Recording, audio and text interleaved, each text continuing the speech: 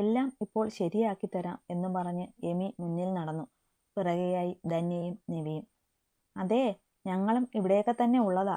Dining ടേബിളിന് അടുത്തേക്ക് വന്ന് ആൺപടകളെ നോക്കി ഒന്ന് പുച്ഛിച്ചിട്ട് എമി അമ്മമാരോടായി പറഞ്ഞു. നിന്നെ ആരാ ഇപ്പോൾ ഇങ്ങോട്ട് വിളിച്ചത്? മനുഷ്യന്റെ മനസമാധാനം കളയാൻ. നീ കണ്ടില്ലേ ഞങ്ങളെ അമ്മമാര് കഴിപ്പിക്കുന്നതിന്? അതിനിടെ ഇടങ്കോലിടാനായിട്ട് വന്നേക്കുവാ പിശാച്. പാർവതി കൊടുത്ത ദോശ വായിലാക്കിക്കൊണ്ട് ആഷി എമിയെ പുച്ഛിച്ചു. ഓ പിന്നെ, ഊട്ടാൻ പറ്റിയ പ്രായം നോക്കണേ. എന്റെ മമ്മീസ്, നിങ്ങൾക്കൊന്നും വേറെ പണിയില്ല. ഞങ്ങളെപ്പോലത്തെ പിഞ്ചോമനങ്ങൾ ഇവിടെയുള്ളപ്പോൾ ഈ മുതുക്കടിച്ചതിനെയൊക്കെ കഴിപ്പിക്കാൻ ദത്തന് അരികിലുള്ള ചെയർ വലിച്ചിട്ട് അതിലേക്ക് ഇരുന്നുകൊണ്ട് എമി പറഞ്ഞു. എന്തോന്നാ പിഞ്ചോമനയോ? ആര്? നീയൊക്കെയോ? എന്റെ ഭഗവതി, ഞാനിവിടെ തലതല്ലി അങ്ങ് ചാവട്ടെ. എനിക്കിതൊന്നും കണ്ടു നിൽക്കാനുള്ള ത്രാണിയില്ലേ? സിദ്ധു തലയിൽ കൈവച്ചുകൊണ്ട് പറഞ്ഞു. ഹേയ് മിസ്റ്റർ, അത്രയ്ക്ക് ദണ്ണമാണെങ്കിൽ ഞാൻ തലതല്ലി പൊട്ടിക്കാം, ആ പൊട്ട തല. പിന്നെ നിങ്ങളെക്കാൾ എന്തുകൊണ്ടും ബെറ്റർ ഞങ്ങൾ തന്നെയാ. അത് പ്രായം കൊണ്ടായാലും ബുദ്ധി കൊണ്ടായാലും. അതുകൊണ്ട് കൂടുതൽ ഡയലോഗ് ഒന്നും വേണ്ട. കിട്ടുന്നത് വാങ്ങി മുണുങ്ങിയിട്ട് പോകാൻ നോക്ക്. എമി വിട്ടുകൊടുക്കാതെ സിദ്ധുവിന്റെ വാ അടപ്പിച്ചു. ഡി വേണ്ടാട്ടോ, നിനക്ക് കൂടുന്നുണ്ട്, ദത്തൻ അവളുടെ ചെവിക്ക് പിടിച്ചുകൊണ്ട് പറഞ്ഞു. ഓ ജാനകിയമ്മേ, ഞങ്ങൾക്കിന്ന് ജാനകിയമ്മ വാരി തന്നാ മതി. ഇവിടെയുള്ള ഓൾഡ് ടീംസിനൊക്കെ ഈ മുതുക്കന്മാരോടാ താല്പര്യം. എമി എല്ലാത്തിനെയും നോക്കി ചുണ്ടു കൊട്ടിക്കൊണ്ട് പറഞ്ഞു. അവളുടെ കോപ്രായം കണ്ട് എല്ലാവരും ചിരിച്ചുപോയി. ധന്യയും നിവിയും അവൾക്കടുത്തായി തന്നെ ഇരുന്നു. എല്ലാവരും എമിയെ കളിയോടെ നോക്കി നിന്നപ്പോൾ ശ്രീദേവിന്റെ കണ്ണുകൾ മാത്രം അവളുടെ കണ്ണിലെ കുസൃതിയിൽ തങ്ങി നിന്നു. അവൻ അവളുടെ കണ്ണുകളിലേക്ക് തന്നെ മതിമറന്ന് നോക്കിയിരുന്നു പോയി. ആനിയുടെ കൈ അവന് നേരെ നീണ്ടു വന്നപ്പോഴാണ് അവൻ സ്വപ്നലോകത്ത് നിന്ന് ഉണർന്നത്. എന്ത് നോക്കിയിരിക്കുവാ ചെക്കാ നീ? ഇത് വേഗം കഴിക്കാൻ നോക്ക്. നിന്നെയും കൊണ്ട് എവിടെയോ പോകണമെന്നൊക്കെ ഇവമാര് ഇന്നലെ മുതലേ ഇവിടെ പറയുന്നത് കേൾക്കുന്നുണ്ട്. വല്ല തള്ളിക്കൊള്ളിത്തരത്തിനുമാണെങ്കിൽ നല്ല പെട മേടിക്കും എന്റെ കയ്യിൽ നിന്ന് എല്ലാത്തിനും, ആനി ശാസനയോടെ പറഞ്ഞുകൊണ്ട് എല്ലാത്തിനെയും നോക്കി കണ്ണുരുട്ടി. ഇനി അവിടെ ഇരിക്കുന്നത് പന്തികേടാണെന്ന് തോന്നിയപ്പോൾ സിദ്ധു പയ്യെ അവിടെ നിന്ന് എഴുന്നേറ്റു. എന്താടാ, എവിടെയൊക്കെയാ വലിയുന്നത് നീ? ആനി അത് കയ്യോടെ പൊക്കിക്കൊണ്ട് ചോദിച്ചു. ഓ ഒന്നുമില്ല മമ്മി, വയറ് നിറഞ്ഞിട്ടാ. ബാക്കി ഉച്ചയ്ക്ക് മതി. അപ്പോഴും ഇതുപോലെ വാരി തരണേ, നല്ല ടേസ്റ്റ്. സിദ്ധു വയർ തടവിക്കൊണ്ട് പറഞ്ഞിട്ട് പയ്യെ വലിഞ്ഞു. അവന് പിറകെയായി ബാക്കിയുള്ള ആൺതരികളും എഴുന്നേറ്റു. ഇതെന്താ, എല്ലാവർക്കും വയറ് നിറഞ്ഞോ? ആ നിറഞ്ഞു. പോകുന്ന വഴി ആഷി വിളിച്ചു പറഞ്ഞുകൊണ്ടുപോയി. അത് കേട്ട് ചിരിച്ചുകൊണ്ട് എല്ലാവരും കഴിക്കാനിരുന്നു. ഇരുട്ടു മൂടിയ മുറിയിൽ ഒരു കട്ടിൽ അവശനായി കിടക്കുകയാണ് മഹാദേവ്. നിശബ്ദതയെ ഭേദിച്ചുകൊണ്ട് ആരുടെയൊക്കെയോ കാലടിയുടെ ശബ്ദം ആ മുറിയിൽ എങ്ങും മുഴങ്ങി. മയങ്ങിക്കിടക്കുകയായിരുന്നു മഹാദേവ്. ശബ്ദം കേട്ട് വേഗം ഞെട്ടി കണ്ണു തുറന്നു. അയാൾ ഭയം കൊണ്ട് ചുറ്റിനും വേഗത്തിൽ കണ്ണുകൾ പായിച്ചു. തനിക്ക് അടുത്തേക്ക് നടന്നു വരുന്ന ഒരു രൂപത്തെ അയാൾ ആ അരണ്ട വെളിച്ചത്തിലും കണ്ടു. ശരീരമാകെ ഭയത്താൽ വിറയ്ക്കുന്നത് അയാൾ അറിയുന്നുണ്ടായിരുന്നു. ഇവിടുത്തെ താമസമൊക്കെ സുഖകരമല്ലേ മഹിയങ്കൾ? അയാളുടെ കാതിനരികിലേക്ക് കുനിഞ്ഞുകൊണ്ട് ദത്തൻ പതിയെ ചോദിച്ചു. കാതിൽ പതിച്ച ശബ്ദത്തിന്റെ ഉടമയെ മനസ്സിലായതും മഹാദേവ് പേടിയോടെ അവനെ നോക്കി. അപ്പോൾ തന്നെ റൂമിലെ ലൈറ്റ് ഓണായി. മുന്നിൽ നിൽക്കുന്നവരെ കണ്ട് മഹാദേവ് പേടിയോടെ ഉമിനീറിറക്കി. അയാളുടെ കണ്ണുകളിലെ ഭയം കാണെ ദത്തനും ആഷിയും സിദ്ധുവും ശ്രീദേവും പുച്ഛത്തോടെ ചിരിച്ചു. ദത്തൻ തിരിഞ്ഞ് ശ്രീദേവിനെ ഒന്ന് നോക്കി. അപ്പോൾ തന്നെ അവൻ പിറകിൽ നിന്ന് ദത്തനരികിലേക്ക് വന്നു നിന്നു. നോക്കൂ മഹാദേവ്, നീ സമ്മാനിച്ചതാ ഇതെല്ലാം. ശ്രീദേവിന്റെ തലയിലെയും കയ്യിലെയും കെട്ടുകൾ ചൂണ്ടിക്കാണിച്ചുകൊണ്ട് ദത്തൻ പറഞ്ഞു. ഇതിനുള്ള പ്രതിഫലം വേണ്ടേ നിനക്ക്? അത് തരാൻ പോകുന്നത് ദേ ഇവനാ. ഒന്നുമില്ലെങ്കിലും ആത്മാർത്ഥ സുഹൃത്തിന്റെ മോനല്ലേ. അവന് നീ ഇത്രയും വലിയ സമ്മാനങ്ങളൊക്കെ കൊടുത്ത സ്ഥിതിക്ക് തിരിച്ചും ഒന്നും തരാതിരിക്കുന്നത് വളരെ മോശമല്ലേ? നിനക്ക് ഇഷ്ടമുള്ളത് എന്താണെന്ന് വെച്ചാൽ കൊടുത്തേക്ക് ദേവാ. പക്ഷേ ഇങ്ങോട്ട് കിട്ടിയതിൽ നിന്ന് ഒട്ടും കുറയാൻ പാടില്ല തിരിച്ചു കൊടുക്കുമ്പോൾ. അത് മാത്രം എനിക്ക് ഇഷ്ടമല്ല കേട്ടോ. ദത്തൻ കളിയോടെ പറഞ്ഞുകൊണ്ട് ശ്രീദേവിന്റെ തോളിൽ ഒന്ന് തട്ടി പിറകിലേക്ക് മാറി നിന്നു. ശ്രീദേവ് ക്രൂരമായി തിളങ്ങുന്ന കണ്ണുകളോടെ മഹാദേവിനെ നോക്കി പുഞ്ചിരിച്ചു. ശേഷം അവർക്ക് പിറകിലായി വാതിനടുത്ത് നിന്ന ജോണിനെ നോക്കി. അയാൾ അപ്പോൾ തന്നെ ശ്രീദേവിനരികിലേക്ക് വന്നു നിന്നു. അയാളുടെ കയ്യിലെ കെട്ട് അഴിച്ചേക്ക് ജോൺ. ഈ കട്ടിൽ ഇനി എന്റെ അങ്കിളിന് വേണ്ട. പകരം നല്ല ഒന്നാന്തരം കട്ടിൽ വേറെ കൊടുക്കാം, ശ്രീദേവ് അതേ പുഞ്ചിരിയോടെ പറഞ്ഞു. ജോൺ അപ്പോൾ തന്നെ അയാളുടെ കയ്യിലെയും കാലിലെയും കെട്ടുകളെല്ലാം അഴിച്ചു മാറ്റി. അയാളെ കട്ടിലിൽ നിന്ന് എഴുന്നേൽപ്പിച്ചു. തനിയെ നടക്കാൻ പോലും കഴിയാതെ അയാൾ വേച്ചു വീഴാൻ പോയപ്പോൾ ജോൺ അയാളെ താങ്ങി പിടിച്ചു. അത്രയും വലിയ ഔദാര്യമൊന്നും ചെയ്തേക്കല്ലേ ജോൺ. വേച്ചു വീണാൽ നിലത്ത് വീഴട്ടെ എന്ന് കരുതണം. താങ്ങി പിടിക്കലൊക്കെ കുറച്ച് ഓവറല്ലേ? സിദ്ധു മുന്നിലേക്ക് വന്ന് മഹിയെ താങ്ങിയിരിക്കുന്ന ജോണിന്റെ കൈ വിടുവിച്ചുകൊണ്ട് പറഞ്ഞു.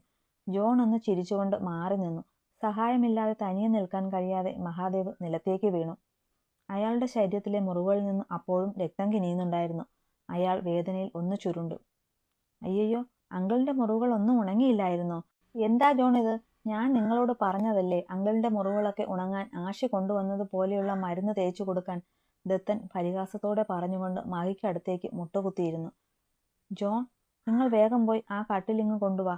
അങ്കിളിന് അധിക നേരം നിലത്ത് കിടക്കാൻ കഴിയില്ല, ആഷി കളിയോടെ പറഞ്ഞു. ജോൺ അപ്പോൾ തന്നെ പുറത്തേക്ക് പോയി. കുറച്ചു കഴിഞ്ഞപ്പോൾ ജോണും മറ്റൊരാളും ചേർന്ന് മെത്ത പോലെ എന്തോ ഒന്ന് താങ്ങി പിടിച്ചുകൊണ്ടുവന്ന് റൂമിനകത്തേക്ക് കയറി. അവർ അത് നിലത്തേക്ക് വിരിച്ചിട്ടു. അതിലേക്ക് നോക്കിയ മഹിയുടെ കണ്ണുകൾ ഭയത്താൽ തുറച്ചു. ഒരു മെത്ത പോലെയുള്ള എന്തോ ഒന്നിൽ നിറയെ ആണികൾ തറച്ചു വെച്ചേക്കുന്നു. അതിലെ തിളങ്ങുന്ന കൂർത്ത ആണികളിലേക്ക് നോക്കുന്തോറും മഹിയുടെ കണ്ണുകൾ നിറഞ്ഞു. അയാൾ കണ്ണുകൾ മുറുകെ അടച്ചു. നീ ചെയ്തതിനൊക്കെയും ഒരു നാൾ നീ കണക്ക് പറയേണ്ടി വരും മഹി. എന്റെ മകന്റെ മുന്നിൽ ജീവന് വേണ്ടി നീ യാചിക്കും. സായിറാമിന്റെ ഉറച്ച വാക്കുകൾ അയാളുടെ കാതിൽ മുഴങ്ങി കേൾക്കും പോലെ തോന്നി മഹിക്ക്. അയാൾ ഒരു ഞെട്ടലോടെ കണ്ണുകൾ വലിച്ചു തുറന്നു. അയാളുടെ കണ്ണുകളുടെ യാചന ദത്തൻ വ്യക്തമായി കണ്ടു. ഓർക്കുന്നുണ്ടോ നീ നിന്റെ മുന്നിൽ എന്റെ ചെറിയമ്മയുടെ ജീവനും മാനത്തിനു വേണ്ടി യാചിച്ച സായിറാമിനെ? സ്വന്തം ഭാര്യയ്ക്കും മകനും വേണ്ടി നിന്റെ മുന്നിൽ കൈകൾ കൂപ്പിയ സായിറാമിനെ ഓർക്കുന്നുണ്ടോ നീ? അയാളുടെ യാചന നിറഞ്ഞ കണ്ണുകൾ കാണെ ദത്തൻ ദേഷ്യം കൊണ്ട് വിറച്ചു. ചോദിക്കുന്നതിനോടൊപ്പം അവൻ അയാളെ നിലത്തുനിന്ന് വലിച്ചെടുത്തു ആണികൾ നിറഞ്ഞ ആ മെത്തയിലേക്ക് എറിഞ്ഞു. ശരീരത്തിന്റെ ഓരോ ഭാഗത്തായി തുളഞ്ഞു കയറുന്ന ആണികൾ നൽകുന്ന വേദനയാൽ അയാൾ അലറിക്കളഞ്ഞു. ദേവാ, ചെല്ല്, ഇനി നിന്റെ ഊഴമാണ്. അതും പറഞ്ഞ് ദത്തൻ പിറകിലേക്ക് മാറി. ശ്രീദേവ് അയാൾക്കരികിലേക്ക് ചെന്ന് വലതുകാൽ ഉയർത്തി അയാളുടെ നെഞ്ചിലേക്ക് ആഞ്ഞു ചവിട്ടി. ചവിട്ടിന്റെ ആഘാതത്തിൽ അയാൾ ഒന്നുകൂടി ആണിയിലേക്ക് അമർന്നു. അവിടമാകെ അയാളുടെ രക്തത്തിന്റെ ഗന്ധം ഉയർന്നു. എല്ലാവരെയും സ്നേഹിക്കാൻ മാത്രം അറിയാമായിരുന്ന എന്റെ അച്ഛനെ ആരെയും കൊല്ലാൻ പോലും മടിയില്ലാത്ത ഒരു മൃഗമായി മാറ്റിയില്ലേ നീ? എന്റെ അമ്മാവനെ അച്ഛന്റെ കൈകൊണ്ട് തന്നെ നീ. അന്ന് നീയും എന്റെ അച്ഛനെന്ന് പറയുന്ന ആ മനുഷ്യനും കാരണം ഇവന് എനിക്ക് നഷ്ടമായി. ഇപ്പോഴും ഇവനരികിലേക്ക് ഞാൻ എത്താതിരിക്കാനല്ലേ നീ എന്നെയും കൊല്ലാൻ ശ്രമിച്ചത്? പറയുന്നതിനോടൊപ്പം ശ്രീദേവിന്റെ കാല് മഹിയുടെ നെഞ്ചിൽ അമർന്നുകൊണ്ടിരുന്നു. ഇനി നിനക്ക് മാപ്പില്ല മഹാദേവ്. ഇത്രയും കാലം എല്ലാവരുടെയും മുന്നിൽ നല്ലവനായി ജീവിച്ചു നീ. അല്ല, അങ്ങനെ അഭിനയിച്ചു. ഇനി നിനക്ക് ഈ ഭൂമിയോട് തന്നെ വിട പറയാനുള്ള സമയമാണ്. നീ ഇല്ലീഗലായി ചെയ്തുകൊണ്ടിരുന്ന എല്ലാ കൊള്ളരുതായ്മകളും ഇപ്പോൾ പുറത്തു വന്നു കഴിഞ്ഞു. പോലീസ് തിരഞ്ഞുകൊണ്ടിരിക്കുന്ന കൊടും കുറ്റവാളിയാണ് നീ ഇപ്പോൾ. ഇവിടുന്ന് രക്ഷപ്പെട്ടാലും നിനക്കിനി പുറലോകം കാണാൻ കഴിയില്ല മഹാദേവ്. നീ പൊന്നുപോലെ നോക്കിയ നിന്റെ മോളും ഭാര്യയും പോലും നിന്നെ വെറുത്തു. നിന്റെ മകൾക്ക് ഇപ്പോൾ നിന്റെ പേര് കേൾക്കുന്നത് പോലും പേടിയാണ്. നിന്റെ ഭാര്യ ഇപ്പോൾ മറ്റെന്തിനേക്കാളും നിന്നെ വെറുക്കുന്നു. ഇനി എന്താണ് നിനക്ക് സ്വന്തമായി ഉള്ളത്? ഒന്നിനും കൊള്ളാത്ത നിന്റെ ഈ ശരീരമോ? 2 നാൾ കൂടി കിടന്നാൽ പുഴുവരിക്കും നിന്റെ ഈ വൃത്തികെട്ട ശരീരം. എന്റെ കൈകൊണ്ട് തന്നെ നിന്നെ തീർക്കണം എന്ന് തന്നെയാ ഞാൻ കരുതിയിരുന്നത്. പക്ഷേ എന്റെ കൈകൊണ്ട് നിന്നെ പോലെയുള്ള ഒരു നായയെ സ്പർശിക്കാൻ എനിക്ക് അറപ്പ് തോന്നുന്നു. അത്രയും പറഞ്ഞുകൊണ്ട് ശ്രീദേവ് അവന്റെ കയ്യിൽ കരുതിയിരുന്ന ഒരു ചെറിയ കത്തി മഹാദേവന്റെ മുന്നിലേക്ക് ഇട്ടുകൊടുത്തു. ദാ, ഇതെന്റെ ഔദാര്യമായി കണക്കാക്കിക്കോന്നേ. ഇനിയും ഇങ്ങനെ നരകിച്ച് ജീവിക്കുന്നതിലും നല്ലത് ചാകുന്നതാ. നീ ഇത് സ്വയം ചെയ്തില്ലെങ്കിൽ മറ്റാരെങ്കിലും കൊണ്ട് ഞാനത് ചെയ്യിക്കും. അച്ഛനെ പോലെ തന്നെ നിന്നെയും ഞാൻ വിശ്വസിച്ചിരുന്നു, സ്നേഹിച്ചിരുന്നു. അതുകൊണ്ട് മാത്രമാണ് നിനക്കിപ്പോൾ ഇങ്ങനെ ഒരു ഔദാര്യം ഞാൻ തരുന്നത്. വേഗം വേണം, ഞങ്ങൾക്ക് പോയിട്ട് വേറെ പണിയുണ്ട്. ഉച്ചത്തോടെ പറഞ്ഞുകൊണ്ട് ശ്രീദേവ് അയാൾക്കരികിൽ നിന്ന് 2 അടി മാറി നിന്നു. വേദനയ്ക്കിടയിലും എങ്ങനെയൊക്കെയോ മഹി എഴുന്നേറ്റിരുന്നു കൈയെത്തിച്ച് ശ്രീദേവ് ഇട്ടുകൊടുത്ത കത്തിയെടുത്തു. അയാൾ തന്റെ ചുറ്റിലും നിൽക്കുന്ന എല്ലാവരെയും നോക്കി. ആരുടെയും കണ്ണിൽ തനിക്കായി ഒരിട്ട് സഹതാപം പോലും ഇല്ലെന്ന് അയാൾക്ക് മനസ്സിലായി.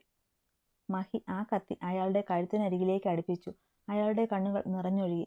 സിദ്ധുവും ആഷിയും വന്യമായി തിളങ്ങുന്ന കണ്ണുകളോടെ അയാളെ തന്നെ കണ്ണിമ ചിമ്മാതെ നോക്കി നിന്നു. ദത്തന്റെ കണ്ണുകൾ എന്തിനോ വേണ്ടി നിറഞ്ഞു. കുട്ടിക്കാലത്ത് തന്റെയും ശ്രീദേവിന്റെയും കൈകളിൽ മുറുകെ പിടിച്ചു കളിച്ചിരി തമാശകളോടെ വാത്സല്യത്തോടെ തങ്ങളെ കൊണ്ടു നടന്ന മഹിയങ്ങളിനെ അവൻ ഒരു നിമിഷം ഓർത്തുപോയി. ശ്രീദേവിന്റെ അവസ്ഥയും മറിച്ചായിരുന്നില്ല. അയാൾ ഒരു പിടച്ചിലോടെ അവിടേക്ക് തന്നെ വീണു. അല്പനേരത്തിനകം തന്നെ അയാളുടെ പിടച്ചിലുകൾ അവസാനിച്ചു.